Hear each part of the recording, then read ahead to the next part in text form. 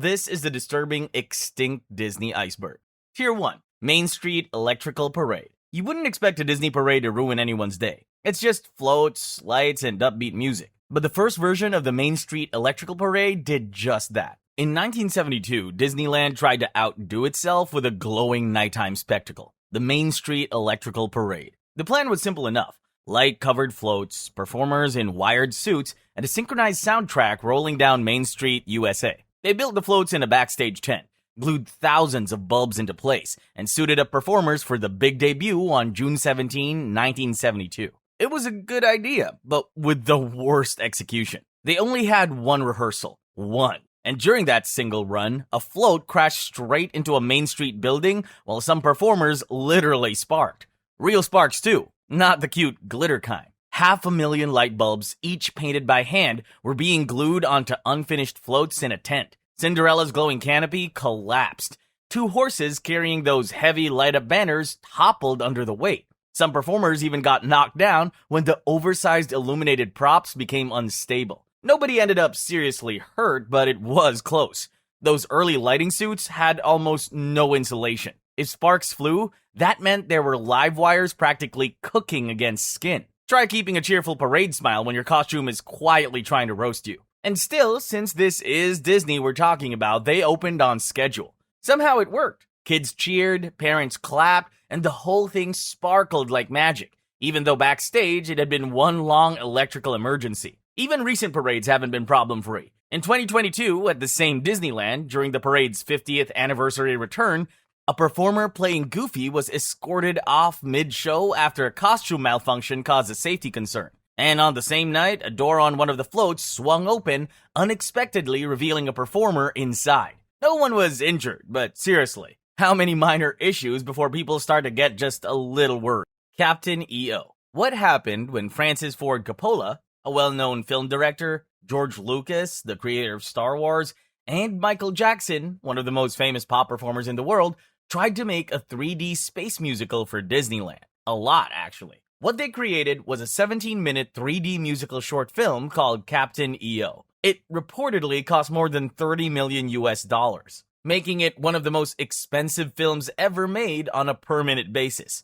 The goal was to give Disneyland a cutting-edge attraction that blended music, sci-fi, and shiny new effects inside the Tomorrowland theaters. What they ended up with was a massive production that looked great from the outside, but turned into a logistical migraine for everyone working on it. Captain EO itself is like a gothic space fever dream. In the story, Michael Jackson plays Captain EO, the leader of a small crew of puppet-like alien characters.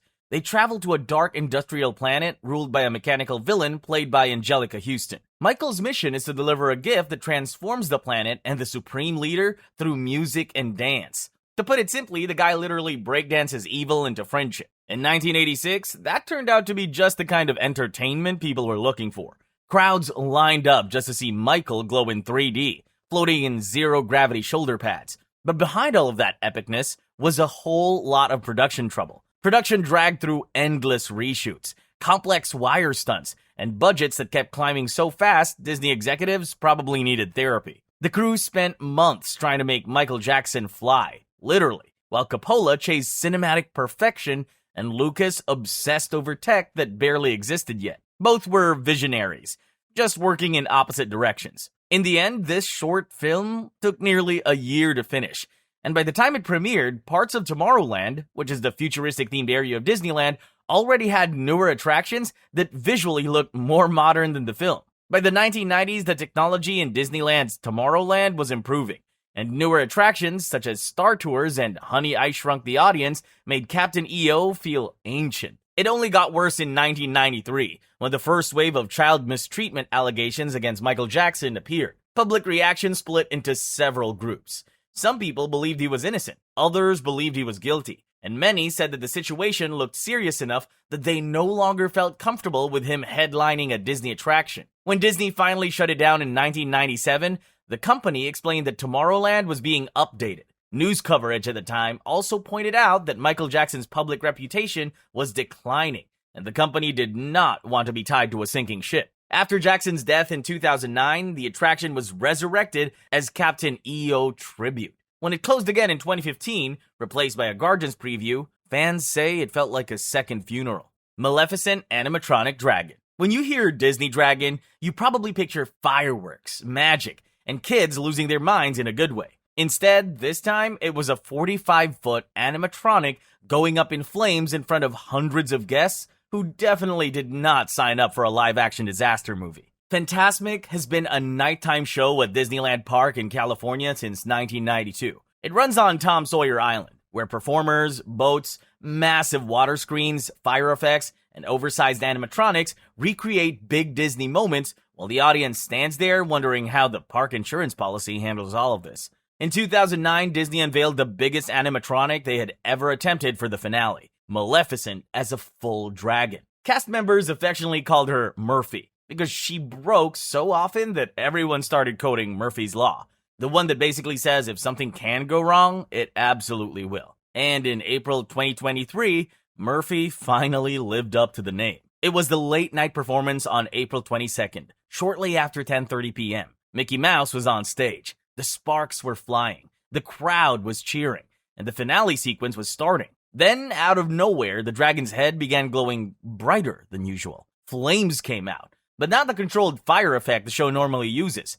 In a short moment, the entire head is engulfed in flames and begins to break apart. Guests thought it was part of the show, until they realized it wasn't stopping. The dragon was literally melting. Smoke poured over Tom Sawyer Island. The staff did what they could to contain the fire, and the Anaheim Fire Department arrived minutes later. They put out the fire while the guests were evacuated from nearby attractions. No one was hurt, but the chaos was unforgettable.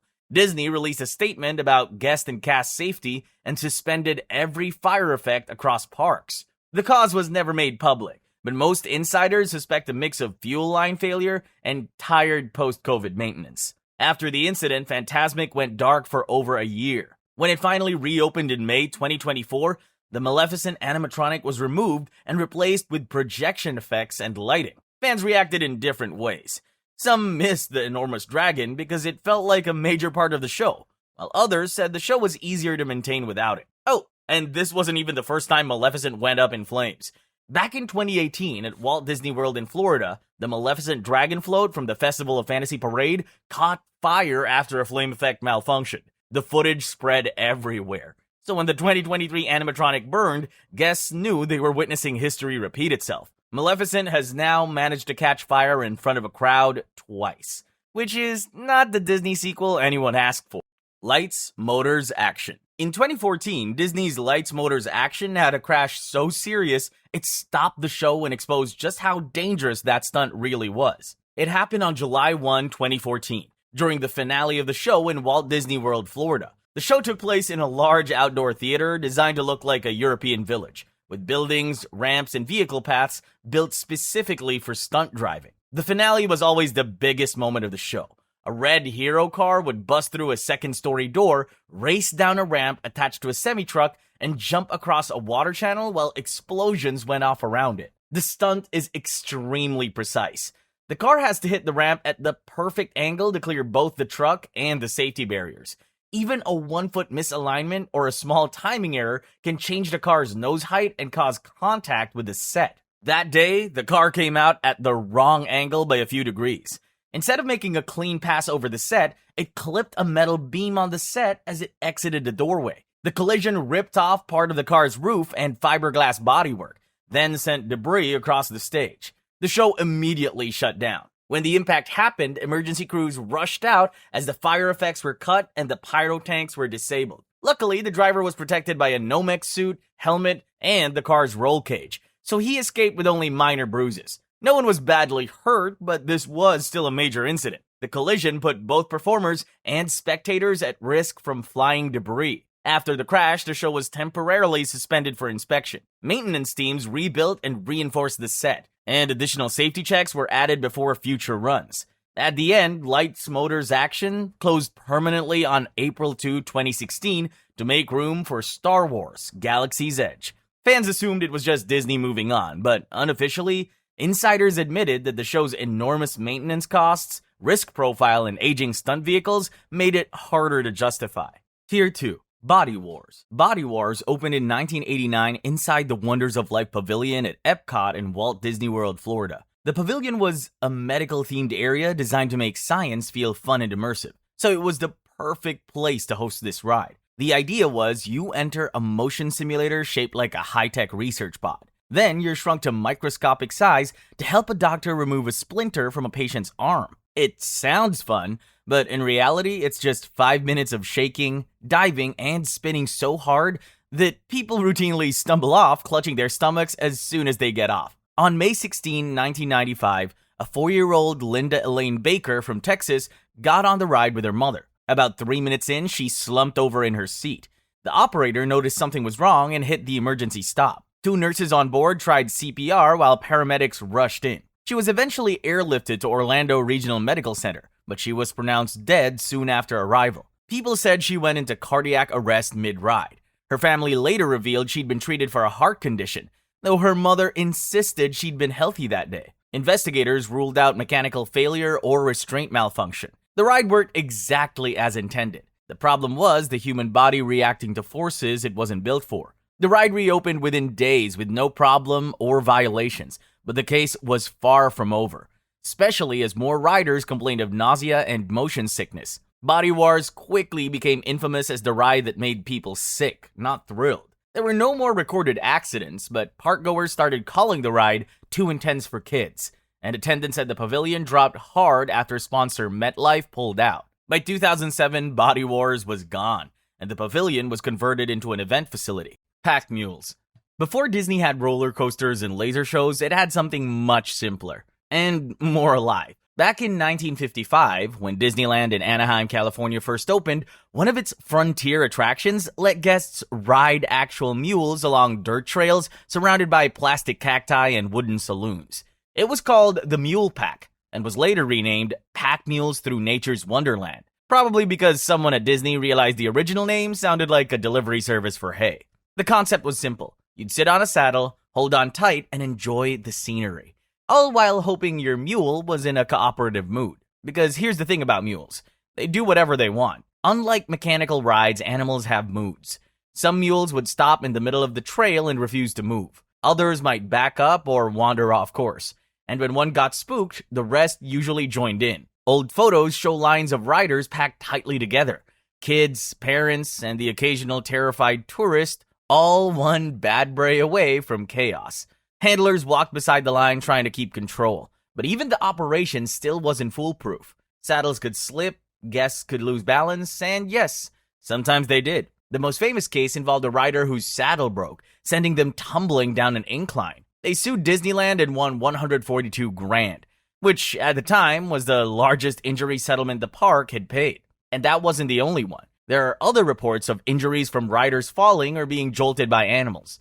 Enough that park employees joked the legal team flinched every time someone mentioned mules. By the early 1970s, Disneyland had outgrown its Frontier Zoo phase. The park was attracting millions more visitors, and the idea of live animals hauling guests through narrow trails just didn't fit the modern image. The pack mules shut down in 1973. And 6 years later, Big Thunder Mountain Railroad replaced the area with something Disney could actually control. So yes, Disneyland once trusted its guests' safety to a herd of stubborn farm animals. It made for great photos, a few hospital visits, and a lasting corporate lesson. Mr. Oneway. If you've ever ridden Space Mountain alone, you might want to check who's sitting next to you, because there's a chance your seatmate doesn't exactly exist anymore. This is the story of Mr. Oneway, Disneyland's most famous ghost who apparently bought a ticket but never left the ride. Back in the late 1970s, Space Mountain was darker, rougher, and had far fewer safety upgrades than the Today version. That is when the legend takes place.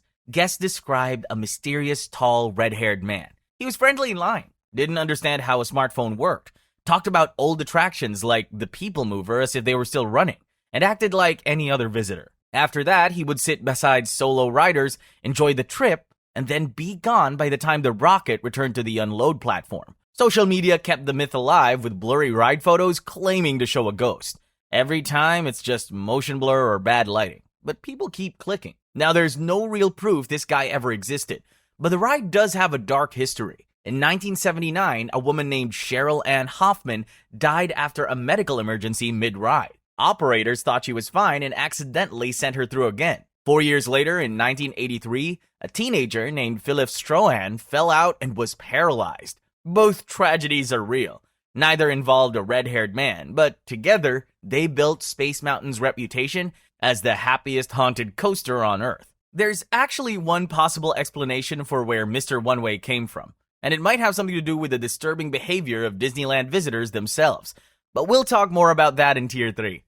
Tier 3. Walt's Frozen Head. Somewhere underground in Disneyland, California, there's this long-running rumor that Walt Disney's frozen head is still sitting in a secret chamber waiting for him to wake up and clock back in. It sounds ridiculous, but people love it because Walt did have a reputation for thinking 10 years ahead and building things no one else saw coming. So the myth stuck. The truth is far less dramatic. Walt Disney died on December 15, 1966 from lung cancer. 2 days later, he was cremated and his ashes were placed at Forest Lawn Memorial Park in Glendale, California. There is no frozen chamber and no cryogenic experiment. In fact, reports at the time made it clear that he was cremated. So where did people get this idea? It started with a 1972 interview, 6 years after Walt's death, when Bob Nelson, the leader of the Cryonic Society of California, talked to the Los Angeles Times. He told them Walt Disney wanted to be frozen, then immediately backtracked saying they had him cremated. I've seen his ashes.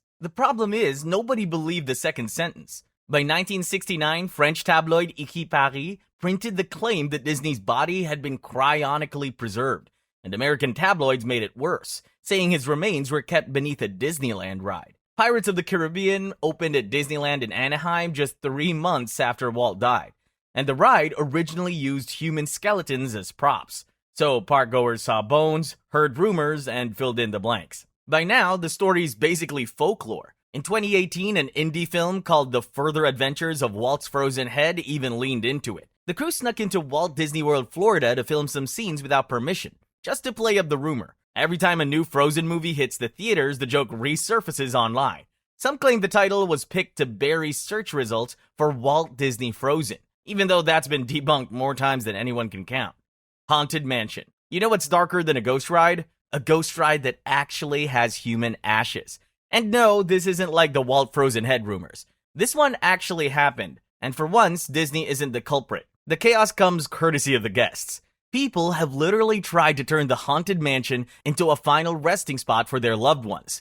It's reportedly the most popular spot in the park for scattering ashes. The ride is slow, dark, and full of corners where people figure no one's looking. Every few months, staff have to stop the ride because someone popped open Grandma's urn thinking to themselves, yeah, she'd have wanted this. When this happens, Disney treats it very seriously. Cast members report that there are specific procedures for this situation. They call it a white powder alert. Custodial crews roll in with HEPA vacuums, guests are escorted out, and the ride is scrubbed like a biohazard zone. So how exactly did the mansion become a prime ash spreading spot? Well, think about it. It's literally about ghosts. The entire ride is one long funeral joke with sing-along spirits and fake tombstones.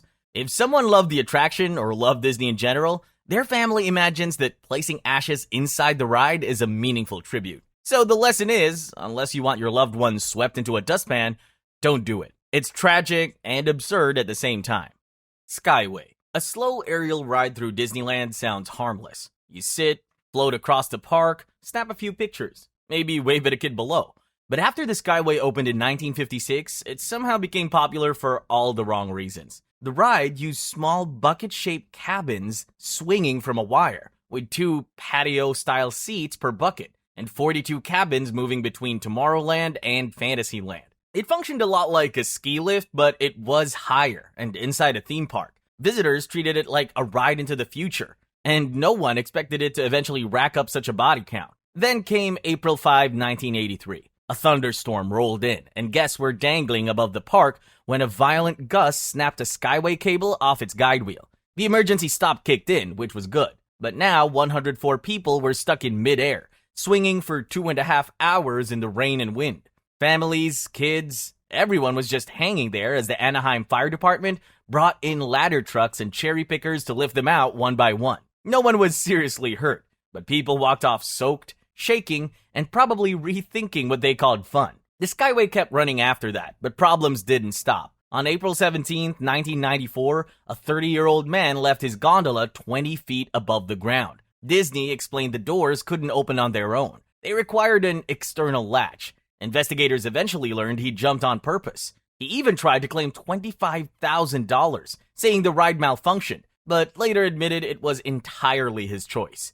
Disney continued operating the ride for a little while, but between aging machinery, rising maintenance costs, accessibility upgrades, and increasingly risky guest behavior, the Skyway in California finally closed on November 9, 1994. Florida's Skyway, meanwhile, had darker incidents. In 1982, a 20-year-old employee named Joe Miranda fell roughly 35 feet from a gondola, but survived with injuries. 17 years later, Raymond Barlow, a 65-year-old maintenance worker, fell 40 feet while cleaning a station after operators accidentally started the ride. He died the next day. OSHA issued a $4,500 fine, which his family called laughable, and no larger settlement followed. In the end, the Skyway closed because it was old, expensive to maintain, and increasingly dangerous, leaving behind a legacy of soaked, swinging guests and tragic accidents. Mike Fink Keel boats. Disney once ran a ride where guests could literally drown. The Mike Fink Keel boats were supposed to give park visitors a relaxing river cruise through Frontierland at Disneyland, California.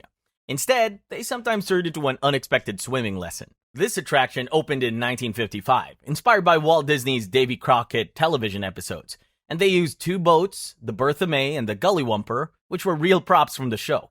The idea was simple. You would climb into a long wooden boat, sit on benches inside the little cabin or up on the roof, and the skipper would take you on a lap around the island. You would be sharing the same river as bigger boats like the Mark Twain Riverboat and the sailing ship Columbia. So from the water, it really felt like you were in the middle of an old frontier river scene. The setup was perfect, but what people didn't know was that it was very unstable. In the 1960s, a skipper named Ted Kellogg tested a larger prototype of the boat. The new version was taller and heavier. During the first turn, it rocked so hard that Kellogg let go of the tiller and grabbed the ladder to keep from falling into the river. The boat stayed upright, and afterward, he told management these boats needed extra weight in the bottom to stay stable, but the basic design stayed in use. Then came May 17, 1997 at Disneyland, California. The Gullywumper was making a routine trip around Tom Sawyer Island when it started rocking side to side, this time with a full load of passengers. Minutes later, it tipped over and dumped everyone straight into the rivers of America. In an instant, what started as a fun adventure became the stuff of nightmares. People were wading through dirty river water while Disney staff jumped in to pull guests out. A few people went to the hospital for cuts and bruises, but nobody was seriously hurt. After the incident, the boat was pulled from the water, inspected, and quietly retired. The ride never reopened. Not that day, not that season, not ever. Disney did not announce the closure. They just let the attraction fade away. One boat ended up as a prop on Tom Sawyer Island at Disneyland, California, where it eventually sank in 2009, and the other boat was removed from service for good. In Walt Disney World, Florida, a version of the ride opened in 1971 and quietly operated for years. It did not have any major capsizing incidents, but it struggled with low capacity and maintenance. By 2001, the Florida version was shut down permanently because of low demand, which essentially meant the guys on top thought the ride was more trouble than it was worth. Disney managed to get off lightly with the Mike Fink keelboats incident, because even with so many guests tossed overboard, no one was seriously hurt. Tier 4 has an entry where the outcome wasn't nearly as forgiving. Snow White dies. If you've ever watched Snow White and the Seven Dwarfs and thought the ending felt suspiciously peaceful, you're not alone. A huge part of the internet swears the movie ends with Snow White actually dying. The prince isn't a hero. He's the Grim Reaper in disguise. The theory goes like this. The queen's spell causes a sleeping death. Snow White lies in her glass coffin for who knows how long, and when the prince kisses her, he doesn't wake her. He frees her soul. The proof, they say, is the final shot. Snow White and the prince walking into a castle floating on clouds. If you really think about it from their angle, you might start to agree that it looks less like a palace and more like heaven's waiting room. Except the movie doesn't actually say that. In the film, Snow White wakes up before she rides off with the prince. So it's not an afterlife. But people still bought into the she's dead theory for one big reason. Disneyland accidentally reinforced it. For decades, the park's ride Snow White's Scary Adventures skipped the whole happy reunion entirely.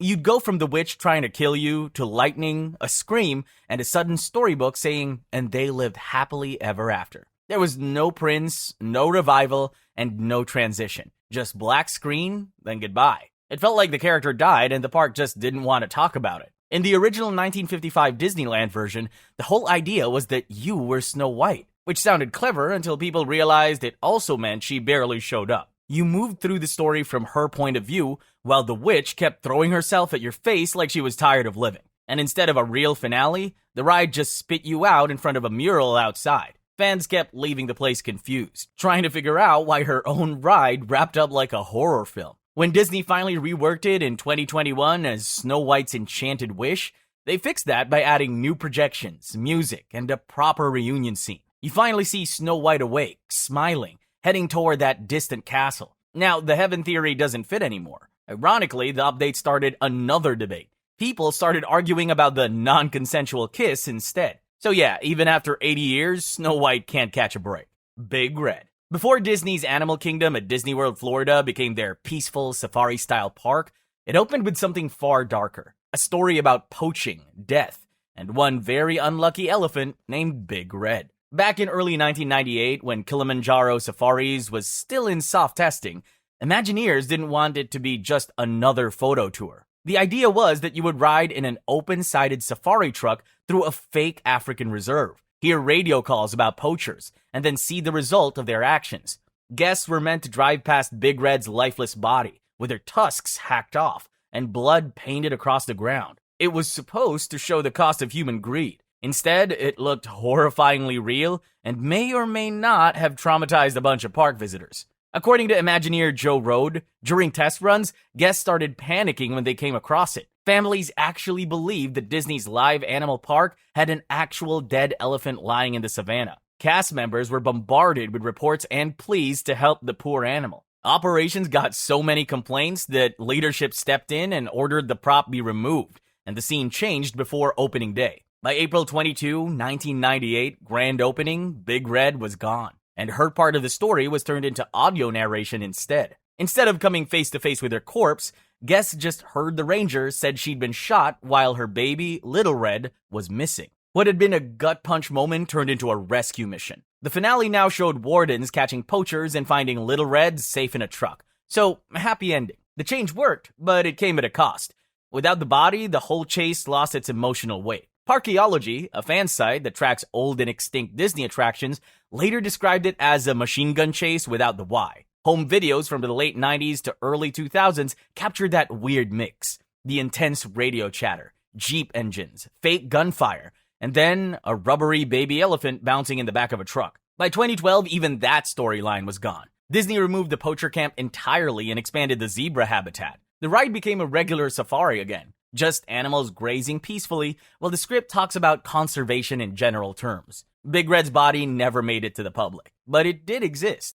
Tier 4. WDW Speedway. Walt Disney World once had a real racetrack. They called it the Walt Disney World Speedway, and it came together in the early 1990s when someone decided the park needed horsepower that wasn't attached to a parade float. Instead of tiny go-karts or some movie prop cars, the place used a 1-mile tri-oval track that hosted actual motorsports events. It later turned into the home of something called the Exotic Driving Experience, where visitors could hand over some cash to drive high-end supercars like Ferraris and Lamborghinis, while a professional instructor sat beside them and tried to keep them alive. So you had regular park guests, very fast cars, and a racetrack sitting right next to a family theme park. What could possibly go wrong? On April 12, 2015, a 24-year-old customer named Tavin Watson was behind the wheels of a Lamborghini Gallardo Superleggera, capable of reaching over 200 miles per hour. In the passenger seat was Gary Terry, a 36-year-old instructor and operations manager who had worked at the track for years. Everything was going great until suddenly, as they exited a curve, the car veered offline and slammed into a metal guardrail. The steel barrier punched straight through the passenger side, killing Terry instantly. Watson survived with minor injuries. The shocking part wasn't just the crash, it's why it happened. The track was originally built for counterclockwise racing, like NASCAR, meaning all of its barriers and safety systems were designed for cars turning left. But that day, the Exotic Driving Experience was operating cars clockwise, turning right instead. This doesn't sound like much of a big deal until you realize the barriers only work safely from one direction. When you hit it from the wrong side, the guardrail's tips don't bend.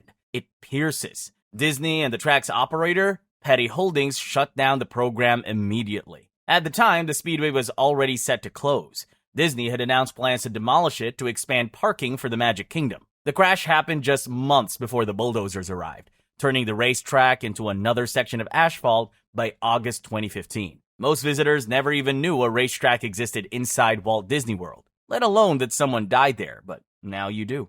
PeopleMover. The PeopleMover was a gentle-looking transport ride with a high body count. It debuted in 1967 as Walt Disney's World on the Move. It was supposed to be 60 minutes on a serene, futuristic highway in the sky. The kind of ride where your grandma could nap and still exit smiling. Except this futuristic dream ran on a rule that people kept breaking. Don't stand up. Just 7 weeks after the ride opened, 17-year-old Ricky Lee Yama decided to try jumping from one car to another inside a tunnel. Things didn't work out the way he hoped they would. Instead, he slipped, fell onto the track, and got dragged hundreds of feet under a train. He died before operators could get to him. The ride was still new, but that tunnel turned into Disneyland's first Tomorrowland crime scene. You'd think that'd be the end of it, but nope. Fast forward to Grad Night in 1980, an overnight party for high school seniors inside Disneyland, and another teenager named Gerardo Gonzalez tried the exact same stunt. Same tunnel, same jump, same horrific ending. Disney had already added safety rails by then, but it didn't matter. After these incidents and other close calls, Disney decided it was time to take action. In 1968, they added taller side rails to each car, and by 1985, those rails were extended so they wrapped around more of the opening to make it harder to climb out. But the real problem was not the hardware. It was how people behaved. By the time PeopleMover shut down in 1995, it became a reminder that even the harmless rides at Disneyland can be dangerous if you ignore the rules. Some people will tell you Disney isn't fully responsible for every tragedy on the PeopleMover. And sure, there's conversation to be had there. But everyone agrees they're entirely on the hook for the mess that followed when they dipped into live entertainment without stopping to think things through. You'll hear about that in Tier 5. River Country. River Country was Disney's good old-fashioned swimming hole at Walt Disney World, Florida, until kids actually started drowning in it. It opened in 1976 beside Bay Lake, and for a while it looked like the safest kind of fun. There were curved water slides built into fake rockwork, rope swings, tire swings, sandy beaches, and a big sand-bottom play lagoon where kids could wade and splash. The park used real lake water pulled in from Bay Lake and run through pumps instead of the usual heavily chlorinated pool water you get at regular water parks. It was supposed to feel rustic, and it even had guardrails for extra safety. But the second you mix Florida Lake with theme park, you're asking for trouble. Back in August 1982, 14-year-old Howard Pupke from North Dakota went down River Country's twin Whoop and Holler hollow slides. Each slide sent you down a long, fast run, and then they spit you out in a section of the lagoon that was about 5 to 6 feet deep. Howard took his turn, went down the slide, and hit the water at the bottom. His friends splashed in, popped back up, and started swimming towards the shallow area. But when they looked around, they realized he didn't make it up the surface with them. Lifeguards dove in, but the water was dark and crowded. Visibility was terrible, and finding one body among dozens of splashing swimmers took precious minutes. By the time they pulled him out, he couldn't be revived. Naturally, newspapers jumped on the story. They accused Disney of not hiring extra lifeguards. The company responded by saying its staffing met state standards, which was technically true, but that didn't do much to comfort parents who just watched a teenager drown in what was supposed to be a safe, family-friendly lake. 7 years later, it happened again. In July 1989, 13-year-old Christopher Staff was visiting River Country on a school outing with classmates and 2 adult chaperones. The group had been swimming and playing near Bay Cove, the sand-bottom lagoon where guests from multiple attractions splashed together. At some point, Christopher vanished, but no one saw him go under. 15 minutes later, a lifeguard spotted his body beneath roughly 5 feet of water and pulled him out. Paramedics rushed him to a nearby hospital, but he couldn't be revived. The water where he was found wasn't deep, but it was cloudy, crowded, and full of movement. Visibility was so poor that even trained lifeguards couldn't see a child lying just a few feet below the surface. Same park, same kind of lagoon, same fatal delay. The incidents were truly tragic, yet somehow no lawsuits went to trial. Disney never took accountability publicly, but the lagoon's image was tarnished. River Country ran seasonally, then closed after 2001 and never came back. The company cited low demand, But anyone who remembers the drownings and the news about amoeba risks in warm freshwater lakes can guess that it was not the only reason. America Sings. Have you ever heard the song The Show Must Go On? Yeah, well, one night at Disneyland, it really shouldn't have. 9 days after America Sings opened in 1974, an 18-year-old cast member named Deborah Gale Stone was crushed to death inside the attraction. So what happened? Imagine a giant rotating theater in Tomorrowland. The audience sits in a ring that slowly spins from scene to scene while hundreds of animatronic animals belt out Yankee Doodle. Somewhere during one of those transitions, Deborah ended up in the narrow gap between a moving wall and a stationary one. A guest heard the screams. Operators hit the emergency switch, but it was too late. At the time of the incident, the ride had only been open 9 days, brand new, and it already had blood on its gears. The Los Angeles Times later confirmed it was the park's first on-duty employee fatality in its entire history. Afterward, Disney went into full damage control mode. The ride shut down for days while engineers added warning lights and swapped solid walls for breakaway panels. So the next time someone got trapped, the wall would break. Then, America Sings reopened like nothing happened. The ride stayed open for 14 more years. When it finally closed in 1988, the animals were recycled into Splash Mountain. Because, of course, nothing at Disney ever really dies. It just gets repurposed.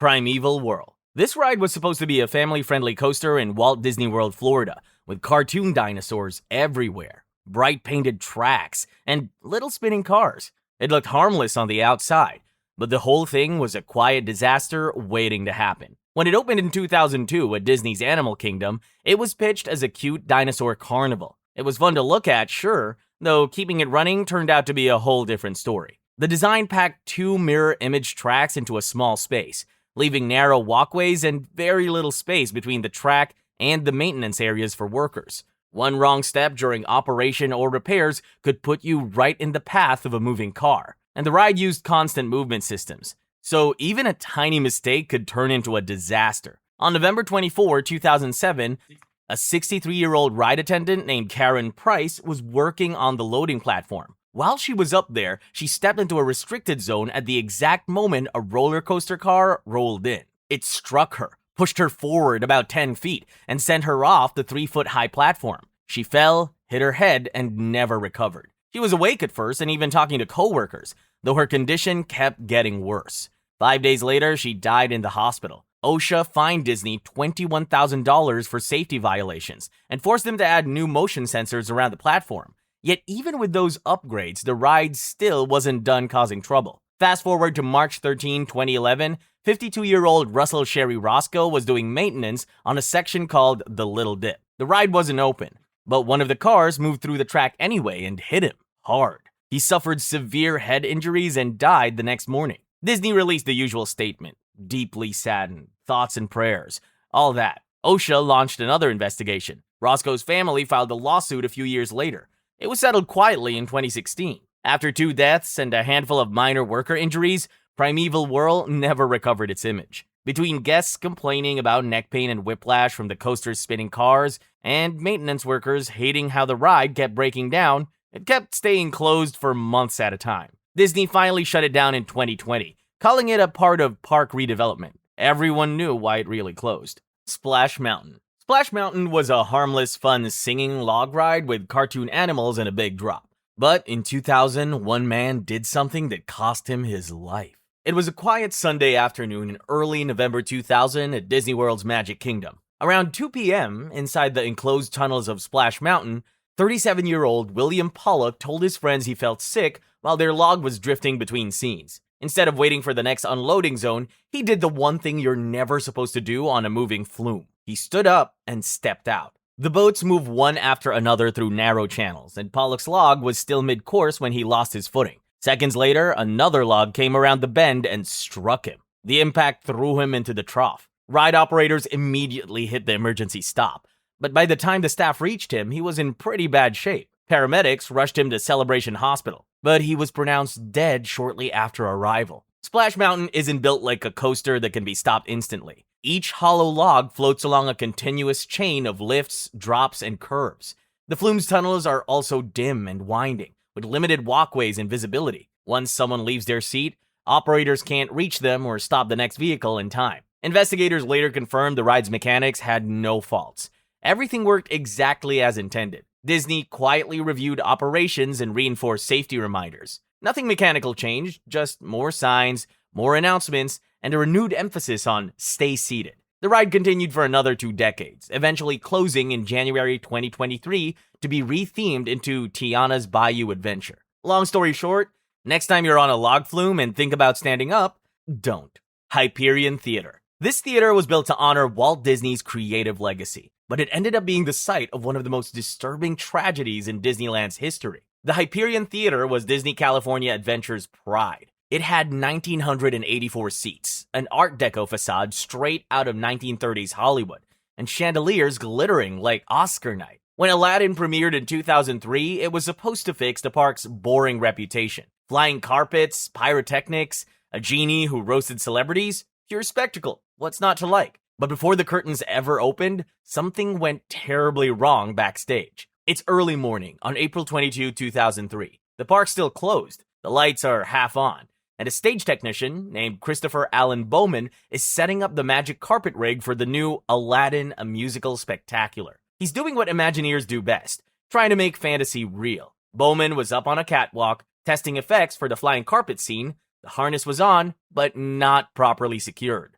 One step forward on the catwalk, and he fell, somewhere between 42 and 60 feet. According to reports, he landed head first onto the stage floor. He was rushed to UC Irvine Medical Center, spent weeks in a coma, and died on May 18, 2003. He was only 36. Cal OSHA's report later revealed the catwalk didn't even have proper guardrails or nets. Disney got fined $18,350. That's less than the cost of a single VIP tour at the park. They fixed the safety setup, issued a statement about mourning a member of their cast family, and reopened Aladdin the very next day. The show went on as usual, with curtains opening, the carpet effect working, and a full audience watching, without any mention of what had happened behind the scenes. Disney sells dreams, but someone has to risk their life to make them float. Tier 5. Keller's Jungle Killers. Disneyland California used to have live lions, real ones, because apparently in the 1950s, someone who worked there looked at Fantasyland and said, "You know what this place needs?